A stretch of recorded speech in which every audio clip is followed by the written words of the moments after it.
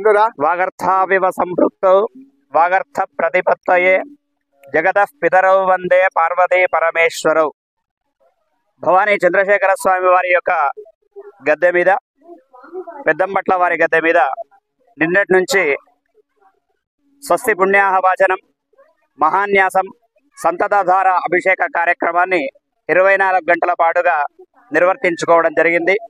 ఇటువంటి శుభప్రదమైనటువంటి కార్యక్రమంలో ధర్మపురిలో ఉన్నటువంటి బ్రాహ్మణోత్తములందరూ కూడా విచ్చేసి ఈ కార్యక్రమంలో పాల్గొనడం జరిగింది. నిన్నటి నుంచి కూడా సంతతధారగా నమక చమకాలతో ఈ యొక్క కార్యక్రమం నిర్వహించుకోవడం జరిగింది. రుద్రాధ్యాయన్ వసేద్యత్ర గ్రామేషు నగరేషు న తత్ర క్షుత్పిపాసాద్యాత్ దుర్భిక్షం తస్య నశ్యతి అని చెప్పి శాస్త్రంలో చెప్పబడినటువంటి విషయం.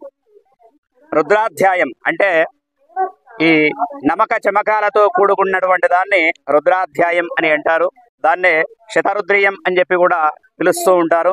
ఈ శతరుద్రియాన్ని ఎవరైతే పఠిస్తూ ఉంటారో ఆ ప్రాంతంలో దుర్భిక్షం అనేటువంటిది ఉండదు. మరి సకాలంలో సువృష్టి కురిసి పంటలన్నీ కూడా పండుతాయి అని చెప్పి కూడా శాస్త్రం చెప్తూ ఉన్నటువంటి మాట. దాన్ని ఆధారంగా చేసుకొని నిన్నటి నుంచి కూడా ఈ 24 గంటల పాటు సంతతధార అభిషేక కార్యక్రమాన్ని నిర్వహించుకొని ఈరోజు ఉదయం కూడా దశశాంతులు, మంగళహారతి, మంత్రపుష్పాలతో స్వామివారికి ఈ కార్యక్రమాన్ని సమర్పణ చేయడం జరిగింది. ఓం నమ శివాయ. దీని మూలంగా పాడి పంటలకు కరువు ఉండదు, లోకంలో దుర్భిక్షం అనేది ఉండదు అనేటువంటి సత్సంకల్పంతో గత 50 సంవత్సరాల నుంచి కూడా మా పెద్దల కాలం నుంచి కూడా ఈ కార్యక్రమం ప్రతి సంవత్సరం ఆషాఢ మాసంలో ఏదో ఒక రోజు నిర్వహించుకోవడం జరుగుతున్నది.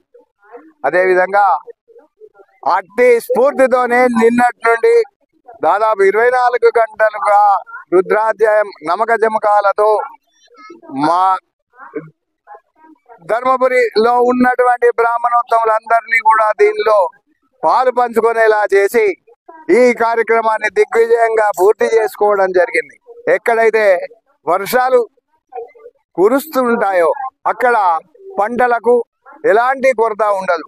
పాడి తర్వాత పశువులకు సుభిక్షమైనటువంటి క్షేత్రాలు అభివృద్ధి చెంది వాటికి చక్కనైనటువంటి గడ్డి, గ్రాసం, గోగ్రాసం బాగా పెరిగి అవి తిని మంచి పాలనిస్తూ మొత్తం లోకాన్నంతా సుభిక్షం చేస్తాయనేటువంటి ఉద్దేశంతో ఒక మా బ్రాహ్మణ కమ్యూనిటీ కోసమే కాకుండా లోక కళ్యాణాని కోసం ఊరందరూ కూడా బాగుపడాలి అనేటువంటి ఒక దివ్యమైనటువంటి ఆలోచనతో ఈ రకంగా ఇలాంటి కార్యక్రమాన్ని నిర్వహించుకోవడం జరిగింది. ఓం నమ శివాయ. మహాదేవ. శివుడికి గంగాధరుడు అనే పేరు. ఎందుకు గంగాధరుడు అంటే ఆయన ధరించినటువంటి పులి చర్మం చాలా శక్తివంతమైనటువంటిది. అట్లానే గరళకంఠుడు అని కూడా పేరు. ఆయన కంఠంలో ఆ గరళాన్ని ధరించినటువంటి సమయంలో ఆయన శరీరంలో అనేకమైనటువంటి వేడి బయలుదేరి దాన్ని స్తబ్దం చేయడానికి కొరకు ఆ గంగామాతను తన తలపైన ధరించడం జరిగింది. అది లోక కళ్యాణానికి కొరకు. ఎందుకంటే భగవంతుడి కడుపులోనే అన్నీ ఉన్నాయి కాబట్టి, సమస్త జగాలు ఉన్నాయి కాబట్టి వాటిని కాపాడాలనే ఉద్దేశంతో ఆయన గంగను ధరించడం జరిగింది. అప్పటి నుంచి ఆయన గంగాధరుడు అని పేరు రావడం జరిగింది. ఆ గంగా అంటే చాలా ఆయనకి ఇష్టం.